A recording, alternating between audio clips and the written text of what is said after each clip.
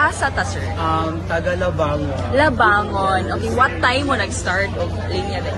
Naglinya mi dili ati mga 3:45 a.m. 3:45 3:45 a.m. we actually like started like line here, and then we woke up exactly like 2:50 in the morning so that we can prepare everything, and then This. yeah, for this. Wow. Yeah, because like last year, we actually, we had like this trauma na if we, leave the house at like 7, that's not acceptable. So we said, yeah, let's go early this time. 2 a.m. na mata na mo, then by Yes. 3 nag-line na mo. Okay. Yes. Nganong inani ka special ang sinulog na matahan ko din yung sa'yo? For me, it's because this only happens like 1 year. It only happens in January.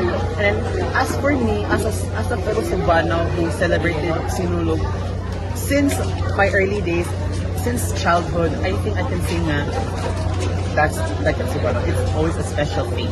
It's a special thing to wait. Yeah. Every year mo na diri sa CCS. Yes. Actually, one thing is that katong pag 2021 hawa ni sa Cebu.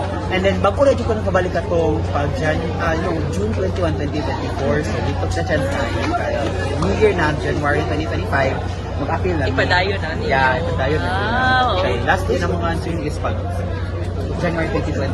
Okay, last na lang. What do you hope for this Sinulog 2026? What I hope is that we can feel the Sinulogness. We can feel the festiveness. We can feel our heart wrenching. We can feel the joy, the passion for Sinulog, and for the devotion of our seniors and